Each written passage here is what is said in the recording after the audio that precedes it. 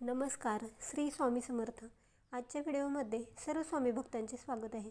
माघ महिन्यात येणारी पौर्णिमा म्हणजे माघी पौर्णिमा होय।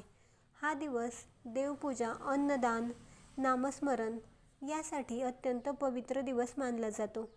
अनेक ठिकाणी माघी पौर्णिमेला नव्याची पौर्णिमा असे देखील म्हणतात।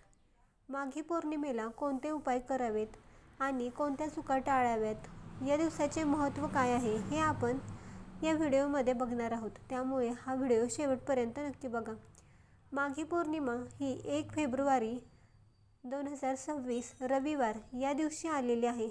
या दिवशी नवीन धान्य, नवीन अन्न देवाला अर्पण केले जाते आणि नंतरच ते ग्रहण केले जाते। यामुळे अन्नपूर्णा देवीची कृपा आपल्यावर राहते। हा दिवस अन्नाची कदर करण्यासाठी, घरात सुख समृद्धी आणि समाधान यावे यासाठी हा दिवस साजरा केला जातो।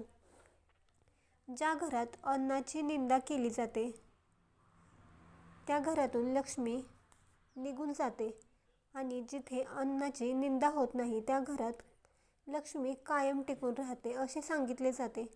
माघी पौर्णिमेला केलेले दान खूप फलदायी असते।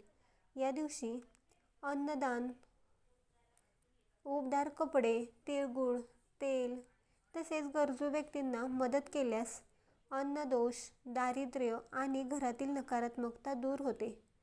माघी पौर्णिमेला सकाळी लवकर उठून स्नान करणे महत्त्वाचे ठरते।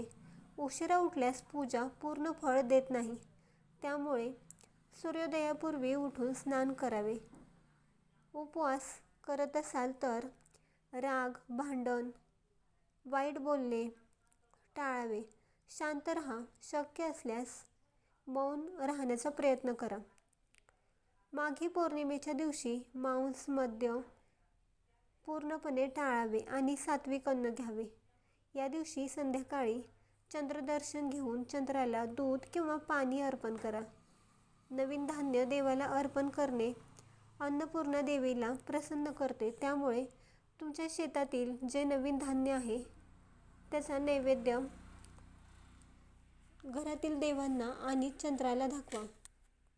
या दिवसात शेतामध्ये नवीन धान्य येते ते देवाला अर्पण केले जाते, म्हणूनच या दिवसाला नव्याची पौर्णिमा किंवा माघी पौर्णिमा असे म्हणतात।